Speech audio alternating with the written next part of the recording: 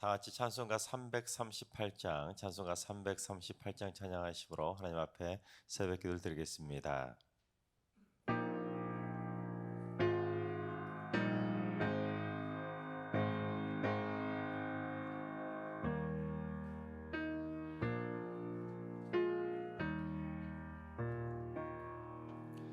내 주를 가까이 하게 함은 십자가 짐 같은 고생이나 내 일생 소원은 늘 찬송하면서 주께 더 나아가길 원합니다.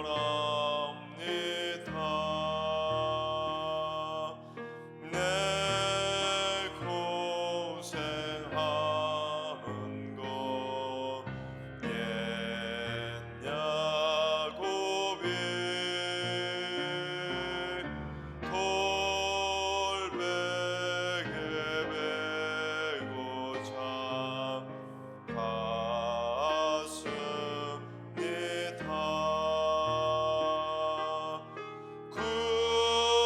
꿈에도 소원이 늘 찬송하면서 주께 더 나아가길 원합니다.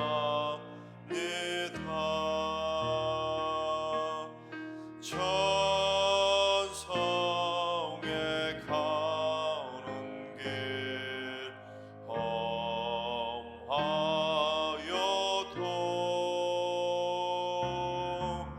생명길 되나니 은혜로다.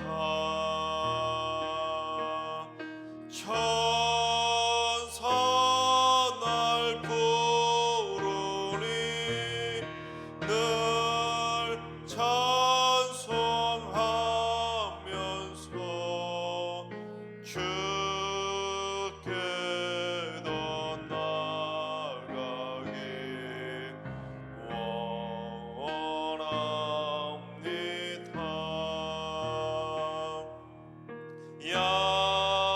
야곱이 참게요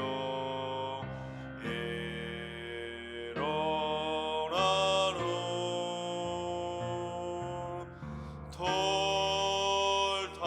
돌담을 쌓은 것 본받아서 숨질 때 되도록 늘 찬송하면서 주께 더 나아가길 원합니다.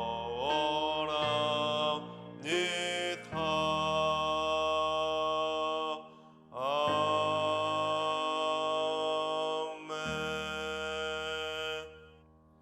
이 시간 다 같이 한 마음 한 뜻으로 하나님 앞에 기도하며 나아가시겠습니다.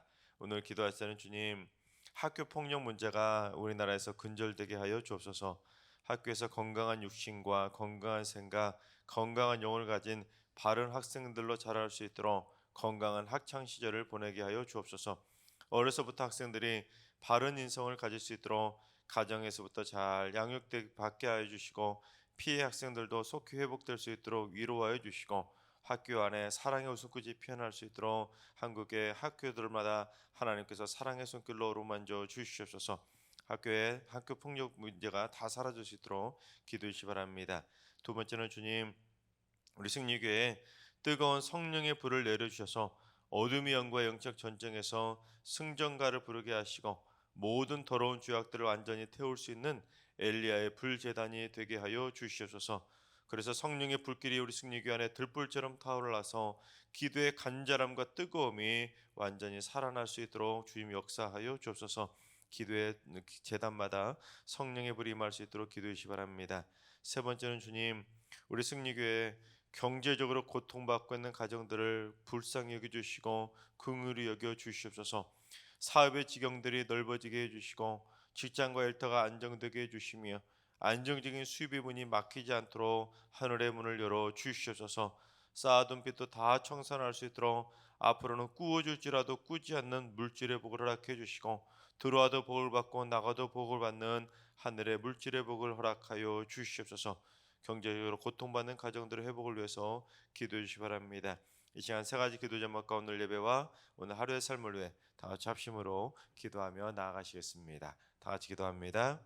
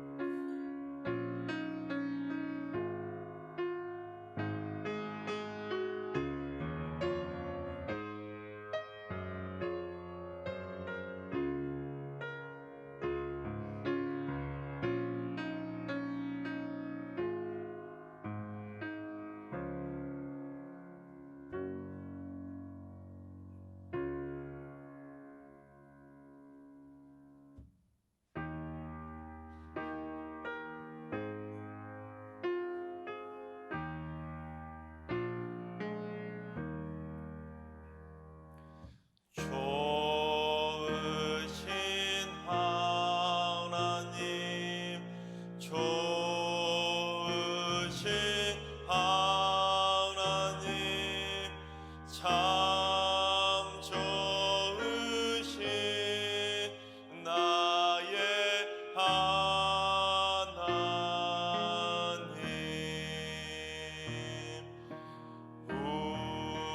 우리의 기도를 응답해 주시는 참 좋으신 나의 하나님.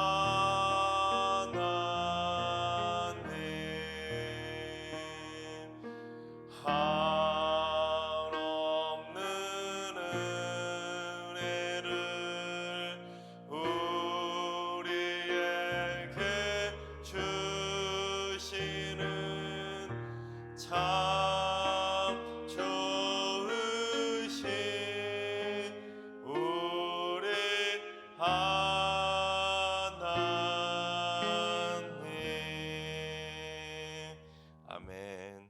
참 좋으신 하나님께서 오늘 이 새벽에 주시는 말씀은 욥기 15장의 말씀입니다. 다 같이 드라마 바이블로 봉독하겠습니다. 제 15장. 대만 사람 엘리바스가 대답하여 이르되, 지혜로운 자가 어찌 헛된 지식으로 대답하겠느냐? 어찌 통풍을 그의 복부에 채우겠느냐? 어찌 도움이 되지 아니하는 이야기 무익한 말로 변론하겠느냐? 참으로 내가 하나님 경외하는 일을 그만두어 하나님 앞에 묵도하기를 그치게 하는구나. 내 죄악이 내 입을 가르치나니 내가 간사한 자의 혀를 좋아하는구나. 너를 정죄한 것은 내가 아니요 내 입이라. 내 입술이 내게 불리하게 증언하느니라. 내가 제일 먼저 난 사람이냐? 산들이 있기 전에 내가 출생하였느냐? 하나님의 오묘하심을 내가 들었느냐? 지혜를 홀로 가졌느냐? 내가 아는 것을 우리가 알지 못하는 것이 무엇이냐? 내가 깨달은 것을 우리가 소유하지 못한 것이 무엇이냐? 우리 중에는 머리가 흰 사람도 있고 연로한 사람도 있고 네 아버지보다 나이가 많은 사람도 있느니라. 하나님의 위로와 은밀하게 하시는 말씀이 내게 작은 것이냐? 어찌하여 내 마음에 불만스러워하며 내 눈을 번뜩거리며 내 영에 하나님께 분노를 터뜨리며 네 입을 놀리느냐? 사람이 어찌 깨끗하겠느냐? 여인에게서 난 자가 어찌 의롭겠느냐? 하나님은 거룩한 자들을 믿지 아니하시나니 하늘이라도 그가 보시기에 부정하거든 하물며 악을 저지르기를 물마심같이 하는 가증하고 부패한 사람을 용납하시겠느냐? 내가 네게 보이리니 내게서 들으라. 내가 본 것을 설명하리라. 이는 곧 지혜로운 자들이 전하여 준 것이니 그들의 조상에게서 숨기지 아니하였느니라. 이 땅은 그들에게만 주셨으므로 외인은 그들 중에 왕래하지 못하였느니라. 그 말에 이르기를 악인은 그의 일평생에 고통을 당하며 포악자의 횟수는 정해졌으므로 그의 귀에는 무서운 소리가 들리고 그가 평안할 때 멸망시키는 자가 그에게 이르리니 그가 어두운 데서 나오기를 바라지 못하고 칼날이 숨어서 기다리느니라. 그는 헤매며 음식을 구하여 이르기를 어디 있느냐 하며 흑암의 날이 가까운 줄을 스스로 아느니라. 환난과 역경이 그를 두렵게 하며 싸움을 준비한 왕처럼 그를 쳐서 이기리라. 이는 그의 손을 들어 하나님을 대적하며 교만하여 전능자에게 힘을 과시하였음이니라. 그는 목을 세우고 방패를 들고 하나님께 달려드니 그의 얼굴에는 살이 찌고 허리에는 기름이 엉기었고 그는 황폐한 성읍 사람이 살지 아니하는 집 돌무더기가 될 곳에 거주하였음이니라. 그는 부유하지 못하고 재산이 보존되지 못하고 그의 소유가 땅에서 증식되지 못할 것이라. 어두운 곳을 떠나지 못하리니 불꽃이 그의 가지를 말릴 것이라. 하나님의 입김으로 그가 불려가리라. 그가 스스로 속아 허무한 것을 믿지 아니할 것은 허무한 것이 그의 보응이 될 것임이라.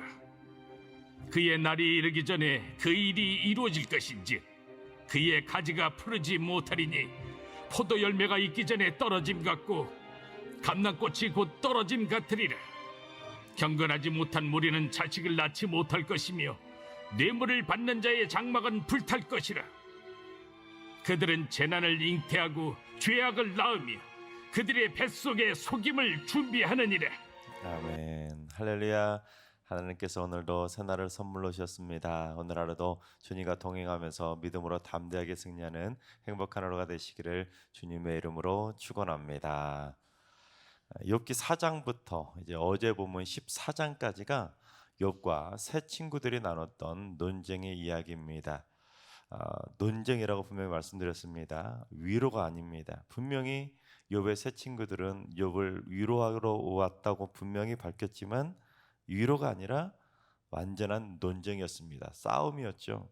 고통 중에 있던 욥을 위로하겠다고 찾아온 세 친구들이 이구동성으로 욥의 죄를 지적하면서 회개를 촉구하자 욥은 또 욥 나름대로 자신의 의로움을 주장하면서 내가 뭘 잘못했냐고 조목조목 반박했던 첫 번째 논쟁이자 첫 번째 싸움이 무려 11장에 걸쳐서 길게 이어졌던 것입니다. 하지만 그렇게 길게 이야기해서도 결론이 나지 못하자 이제 2차 논쟁으로 이어지게 됩니다. 그래서 오늘 본문 15장부터 다시 21장까지 2차 논쟁이 쭉 이어지는데, 이 욥과 세 친구들이 첫 번째 논쟁 때보다 이제 더 감정적으로 격해진 상태에서 격렬한 논쟁을 벌이고 있는 것이 바로 2차 논쟁, 오늘부터 시작되는 2차 싸움의 이야기입니다. 그런데 사실 1차 논쟁 때하고 2차 논쟁 때하고 논점은 크게 다르지 않습니다. 욥의 친구들이 1차 때보다 더 강력하게 욥을 비난하고 정죄하고 또 그에 맞서서 욥도 더 강력한 어조로 그 친구들에게 반박한다는 것 말고는 1차 논쟁 때하고 서로 주장하는 논점들은 동일합니다. 그러니까 그렇게 오랫동안 1차 논쟁을 벌였음에도 불구하고 욥과 세 친구들은 마치 열차 선로처럼 평행선을 달린 것입니다. 전혀 의견 일치를 보지 못하고 서로 잘했다고 서로 정죄하고 비난하는 것만 일삼았던 것입니다. 특히 2차 논쟁 때는 이 욥의 친구들이 1차 때보다 더 노골적이고 더 직접적으로 욥을 저해인으로 이렇게 단죄하는 것을 보게 됩니다. 욥의 친구들이 와가지고 1차 논쟁 때는 그래도 거의 대부분은 돌려가지고 욥을 비난하거나 욥을 정죄했었습니다. 하지만 이제 오늘부터 시작되는 2차 논쟁 때는 돌려서 말하지 않고 직설화법으로 아예 돌직구로 욥을 강하게 때리면서 비난하는 것을 보게 됩니다. 특히 2차 논쟁 때부터는 욥을 강하게 대놓고 비난하기 위해서 공격 수위가 높아지는데 욥을 향해 대놓고 너라고 하는 이 2인칭이 계속해서 반복해서 등장하는 것을 보게 됩니다. 그래서 2차 논쟁을 시작하고 있는 이 엘리바스가 욥을 향해 뭐라고 비난하기 시작했는지 5절과 6절을 봉독해 보겠습니다. 내 죄악이 내 입을 가르치나니 내가 간사한 자의 혀를 좋아하는구나. 너를 정죄한 것은 내가 아니요 내 입이라. 내 입술에 네게 불리하게 증언하느니라. 지금 어디서 간사하게 죄악된 혀를 놀리냐는 것입니다. 그리고 뒷부분에 보면 뭐라고 되어 있습니까?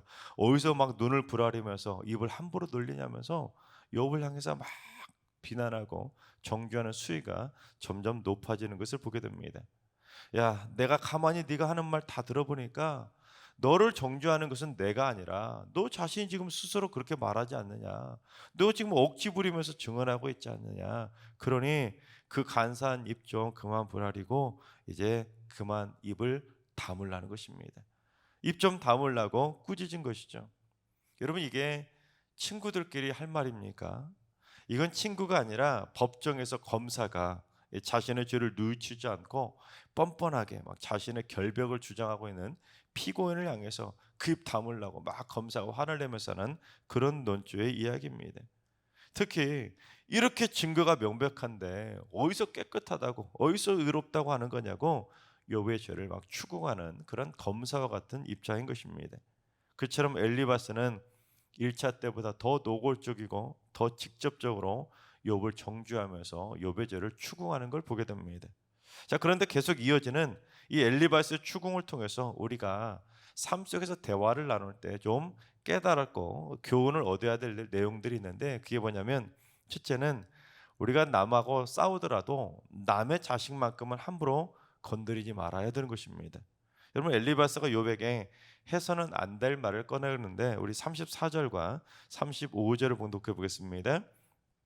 경건하지 못한 무리는 자식을 낳지 못할 것이며 뇌물을 받는 자의 장막은 불탈 것이라.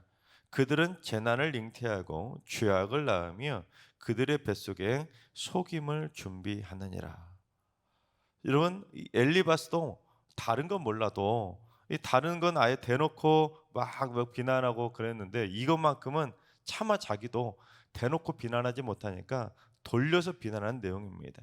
여러분, 이것을 반대로 잘 되새겨 보면 욥을 향해서 절대로 꺼내서는 안 될 말인데 꺼낸 겁니다. 경건하지 못한 무리는 자식을 낳지 못할 거다. 이거는 사실 돌려서 말한 거지만, 야, 네가 경건하지 못하기 때문에, 네가 죄를 지었기 때문에 이 사단이 나서 너 자식들 다 죽은 거 아니냐는 것입니다. 즉, 내 자식 10남매가 하루아침에 다 죽어버리고 너 장막이 불타버린 것도 네가 경건하지 못했기 때문에, 네가 뇌물 받아가지고 지금 그런 거 아니냐, 그러면서 재난을 잉태하고 죄악을 낳은 것이라면서 자식 문제를 거론하면서 선을 넘어도 완전히 이제 넘어버린 것입니다. 여러분, 다른 건 몰라도 남이 싸우고 있는데 내 자식 건드리면 그거 가만히 있겠습니까? 그래서 그 와중에 평정심을 유지한다는 것은 절대로 쉬운 일은 아닙니다. 10남매가 하루아침에 죽은 것도 여러분 상상할 수 없는 큰 충격인데, 남이 나한테 찾아와가지고는 자식 어쩌고 저쩌고 하면서 죄악을 운운하니 여러분 속의 마음, 욥의 속마음이 얼마나 힘들었겠습니까? 최근에 한국 사회에 자주 오르내리는 말 중에 갑질하는 악성 민원이라는 말이 좀 많이 등장하지 않습니까? 자식 문제에 대해서 지나친 악성 민원을 막 넣는 그런 갑질 사건들 때문에 요즘 선량한 초등학교 교사들이 세상을 떠나는 일들이 자주 이렇게 벌어지지 않습니까? 그런데 이런 사건들이 뭘 말해주냐면, 사람들은 자식 문제라면 선을 넘어버리고 물불을 안 가린다는 것입니다. 자신이 하는 행동이 갑질인지 아닌지 분간하지 못하고 자식 문제에 함부로 개입해서 갑질을 하는 것입니다. 마치 폭주 기관차처럼 선생을 향해서 막 말도 안 되는 억지 악성 민원을 쏟아내니 여러분, 그걸 어떻게 인간이 아무리 선생님이라고 해도 그걸 어떻게 감당할 수 있겠습니까? 그런데 그처럼 악성 민원을 넣는 것은 무엇 때문이겠습니까? 자기 자식만 귀하고 남의 자식 귀한 줄은 모르기 때문입니다. 내 자식만 건들지 말라는 것이죠. 자기는 남의 자식을 건드리면서 내 자식 건드리지 말라고 이분법적으로 너무 억지 주장을 펼치는 것입니다. 그러나 여러분, 하나님의 백성들이 가져야 될 삶의 자세는 내 자식만 귀하니까 내 자식 건드리지 말라고 갑질하는 것이 아니라, 남의 자식도 귀한 줄 알고 남의 자식 함부로 건드리지 않고 살아가야 될 것이 바로 우리들의 성숙한 삶의 자세인 것입니다. 또한 부모 싸움에 괜히 남의 자식 문제를 끄집어 들어가서 상대방의 마음을 뒤집어 놔서도 안 되는 것입니다. 예를 들어 누군가하고 싸울 수 있겠지요. 감정 다툼이 마찰이 생길 수도 있겠죠. 그런데 괜히 싸우다가 남의 자식이 대학에 못 들어갔다고, 야 취직 못했다고, 결혼 못했다고, 뭐 아이 못 가졌다고, 이혼했다고 등등등 남의 자식 문제 함부로 이야기하면서 왈가왈부하는 것은 절대로 성숙한 모습이 아닌 것입니다. 둘째로, 숫자로 남의 길을 누르려는 행동은 결코 자랑이 아닌 것입니다. 우리 10절을 봉독해 보겠습니다. 우리 중에는 머리가 흰 사람도 있고 연로한 사람도 있고 내 아버지보다 나이가 많은 사람도 있느니라. 이게 무슨 말입니까? 지금 엘리바스가 욥하고 대화가 하는데 하도 대화가 안 통하니까 지금 무슨 카드를 꺼낸 겁니까? 나이를 들먹인 거예요. 야, 우리 중에 너보다 머리가 백발인 사람도 있고 연로한 어른도 있고 네 아버지보다도 나이가 많은 사람도 있는데 어디서 감히 눈을 부라리면서 입을 함부로 돌리냐면서, 어른들이 말하면 말 좀 듣지 하면서 왜 안 듣냐고 꾸짖은 겁니다. 그런데 지금 머리가 흰 사람도 있고 연로한 사람도 있고 또한 아버지보다 나이 많은 사람도 있다. 이 표현은 지금 세 번을 말한 거잖아요. 욥의 지금 세 친구잖아요. 그래서 학자들은 세 명의 친구들이 전부 다 욥보다 나이가 많은 것이라고 그렇게 해석합니다. 그러니까 이 구절을 통해서 알 수 있는 것은 욥을 찾아온 세 명의 친구라는 표현을 하고 있지만 말이 친구지 욥하고 같은 또래 친구들이 아니라 전부 다 욥보다 나이가 많다는 것을 알게 됩니다. 하지만 지금 엘리바스는 욥의 친구라고 찾아올 때는 언제고 이제는 말로 대화가 안 통하니까 나이로 찍어 누르려고 한 것입니다. 그런데 이 나이로 찍어 누르고 무슨 돈 많다고 재산으로 가진 걸로 찍어 누르고 그처럼 숫자로 찍어 누르는 모습들이 참 유치한 행동 아니겠습니까? 그렇게 숫자로 찍어 누르는 사람들의 특징이 뭐냐면 자기는 숫자로 찍어 누르려고 하면서 정작 남이 자기를 찍어 누르려고 하면 절대로 못 받아들입니다. 재산의 숫자는 아니지만 그래도 이 나이를 통해서 높은 숫자를 갖게 되신 분들은 그래도 이 삶의 경험과 연륜을 통해서 배울 것이 있는 것은 사실입니다. 나이가 들수록, 연세가 들수록 삶의 지혜도 점점 높아지는 것이고, 한 살이라도 더 겪어보고 한 번이라도 더 많은 것들을 경험해 본 사람이라면, 한 살이라도 더 많은 나이를 먹게 된다면, 그렇게 숫자가 높아지면 풍부한 삶의 연륜을 갖게 되는 것은 당연하죠. 하지만 정말로 죄송하지만 나이 숫자가 높아진다고 해서 100이면 100 어르신 모두 다 자동적으로 무조건 지혜까지 높아지는 것은 아니죠. 즉 나이가 많다고 해서 무조건 옳게 생각하고 나이가 많다고 해서 무조건 옳게 행동하는 것은 아닙니다. 지금 엘리바스도 욥의 주장을 반박할 만한 좀 더 확실한 논리가 없다 보니까 자기가 이길 수 없으니까 결국 나이를 걸고 넘어진 겁니다. 논리로 설명하려고 한 것이 아니라 이제는 하다 안 되겠으니까 나이로 찍어 누르려고 한 것입니다. 여러분, 게다가 나이도 많으면서 다른 두 친구들하고 마찬가지로 엘리바스도 똑같지 않습니까? 나이가 많으면 좀 더 성숙하게 대화를 해야 되는데 세속적인 응과응보 사상에 매몰되어서 욥의 죄성을 지적하면서 숫자로 누르려고 하니 엘리바스 행동은 절대로 용납할 만한 자랑스러운 행동은 아닌 것입니다. 자기가 언급한 것처럼 자기들이 그만큼 나이 많은 어른들이었다면 고통 중에는 욥을 찾아왔으면 어른이면 어른답게 어떻게 되겠습니까? 좀 더 품어주고 좀 서로 대화 좀 잘 나눠가지고 욥이 위로받을 수 있도록 좀 성숙하고 정말 어른이면 어른다운 모습을 보여줘야 되는데 오히려 막 돌려가지고 자식 문제 거론하죠. 나이로 숫자로 막 찍어 누르려고 하죠. 그러니 어떻게 욥이 받아줄 수가 있겠습니까? 흔히 세상에서 사상 사람들이 싸울 때는 어떻게 합니까? 모르는 사람하고 막 싸우다가 갑자기 밀리면 뭐라고 말합니까? 야, 주민등록증 꺼내봐. 너 몇 살이야? 어디서 반말이야? 머리에 피도 안 마른 놈이 등등등 막 나이를 가지고 숫자로 이겨보려고 하지 않습니까? 그런데 그런 행동을 하면 그 순간에 그런 말을 꺼내는 당사자는 모르지만 정작 곁에서 그 모습 지켜보는 사람들의 입장에서 보면 그 싸우는 모습 보면 어떻습니까? 참 유치하지 않습니까? 그렇게 숫자로 찍어 누르는 행동은 절대로 좋은 모습은 아닌 것입니다. 숫자로 찍어 누를 것이 아니라 숫자에 걸맞게 좀 더 성숙하고 좀 더 품격 있고 좀 더 어른다운 언행을 통해서 그 아랫사람들을 좀 더 품어주는 것이 훨씬 더 성숙하고 품격 있는 모습 아니겠습니까? 하나님께서 사랑하신 여러분, 남의 자식을 함부로 비난하면서 건드리거나 또는 숫자로 남을 찍어 누르면서 다투는 우리 모두 부끄러운 입술은 되지 않길 바랍니다.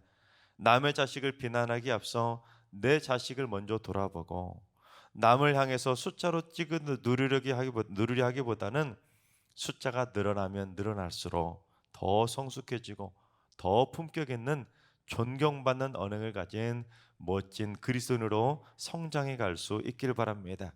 그래서 우리 승리교회는 모두가 존경할 만한 지혜로운 어르신들이 넘쳐나서 힘들 때 어려울 때 어르신들만 찾아가면 삶의 조언도 얻고 위로도 받고 힘을 얻는 참 멋진 어르신들이 우리 승리교회에 넘쳐나게 되기를 주님의 이름으로 축원합니다.